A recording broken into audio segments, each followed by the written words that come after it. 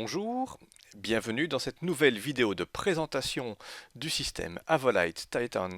Nous sommes ici avec la version 13, donc version qui inclut un certain nombre de nouveautés.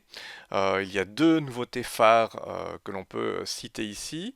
Premièrement, la notion de playback groups et deuxièmement, les liens avec les produits Pioneer.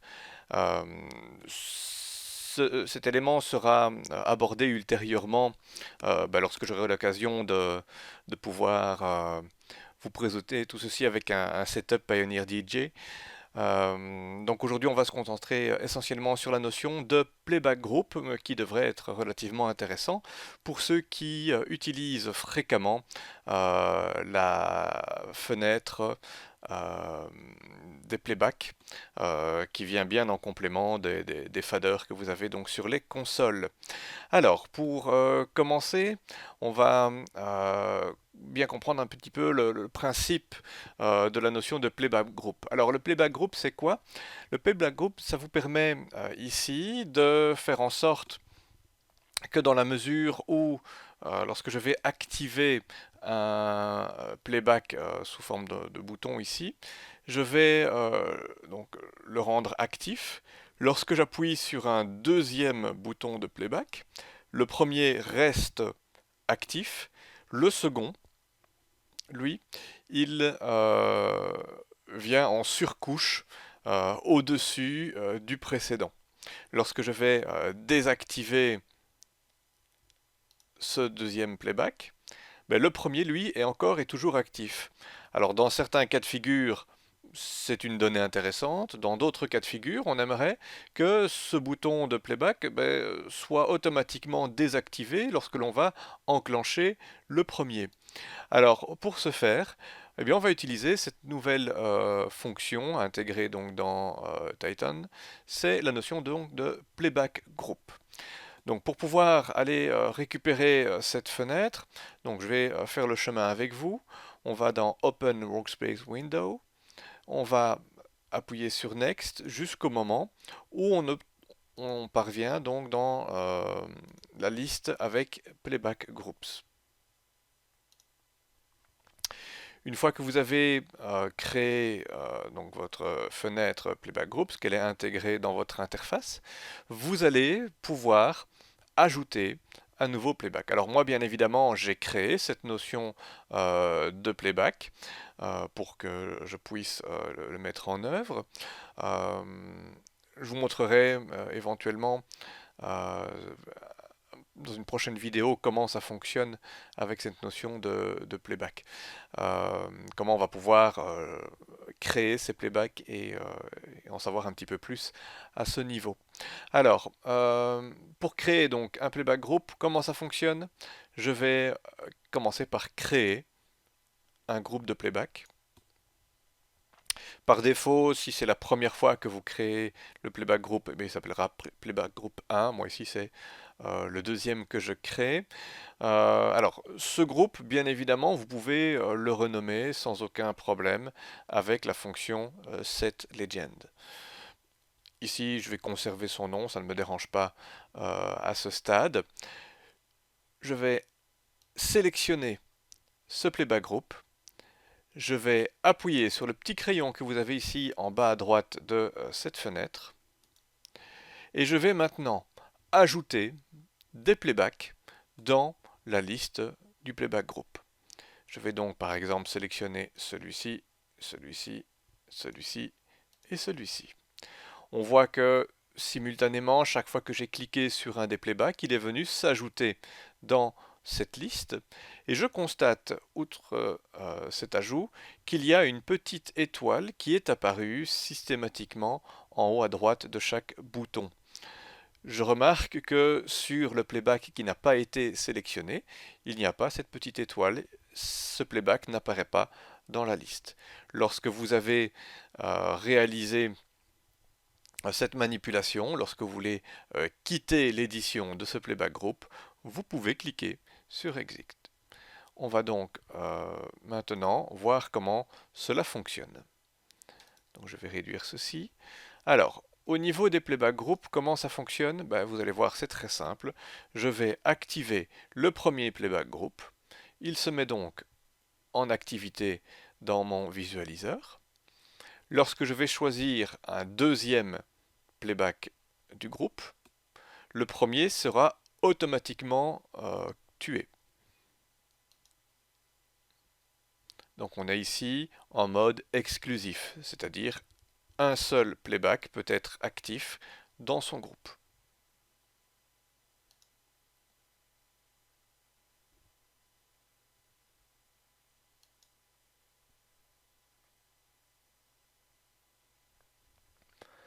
Si jamais j'utilise un playback ici à l'intérieur de la fenêtre des playbacks, ben, le comportement que j'ai dans les playback group, je le retrouve ici aussi.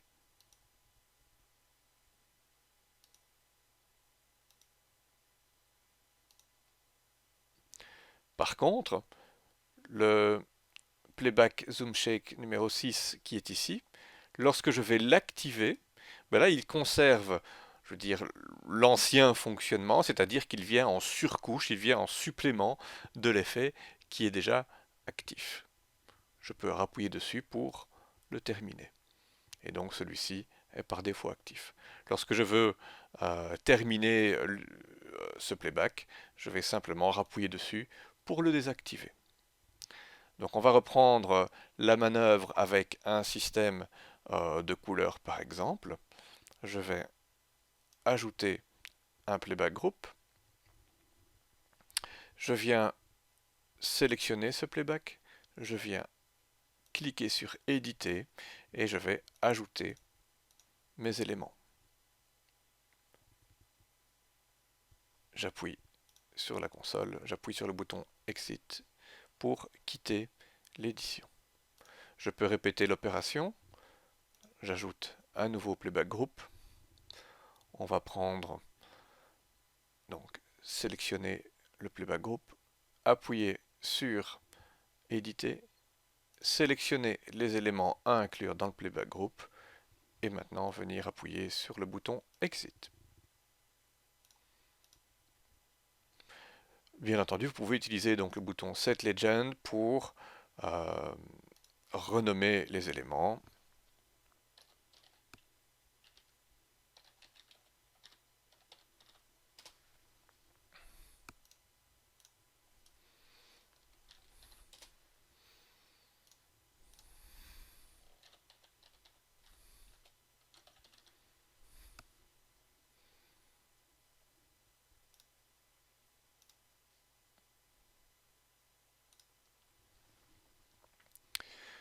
Vous pouvez aussi également créer un playback group en utilisant le bouton groupe que vous avez sur la console. Donc je retrouve ici au-dessus du bon bouton AVO, j'ai un bouton groupe. J'appuie sur le bouton groupe et je retrouve ici un nouveau bouton playback groups qui a été ajouté. Je clique dessus, ce qui me permet d'enregistrer un nouveau playback group qui sera le numéro 4. Et je vais pouvoir éditer mon playback group en ajoutant par exemple ces deux éléments. Exit.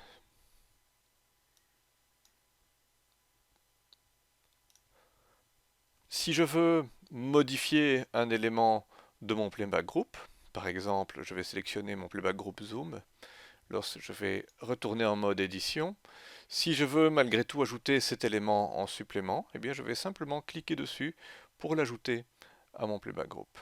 Si ce sont des éléments qui doivent sortir du playback group, eh bien je peux retirer un élément ou deux éléments ou plusieurs éléments de mon playback group. J'appuie à nouveau sur Exit pour pouvoir quitter cette fonction. Si vous souhaitez supprimer un playback group, puisqu'il n'est plus d'actualité par exemple, eh bien vous allez simplement appuyer sur Delete, sélectionner le playback group de votre choix et confirmer avec le soft key A pour effacer le playback group. On voit donc que cette fonction est relativement intéressante puisqu'elle nous permettra à ce stade de pouvoir lancer toute une série d'effets qui sont assez intéressants à prendre en compte, puisqu'il vous suffira maintenant de cliquer sur chaque élément pour pouvoir donc travailler avec le playback de votre choix. Dès que vous souhaitez changer de style, ben, il suffit simplement de choisir un autre playback du groupe et vous voyez que le comportement est automatiquement adapté. Les autres playbacks du groupe sont désactivés au profit donc de celui sur lequel on vient d'appuyer. Donc à tout moment, pour rappel, je peux désactiver les playback group en appuyant sur les éléments pour revenir à l'état initial. Merci de votre attention pour cette nouvelle vidéo de présentation. J'espère que ça vous a plu. On se retrouve prochainement donc pour de nouvelles vidéos, notamment donc sur Avolite, mais pas que. À bientôt.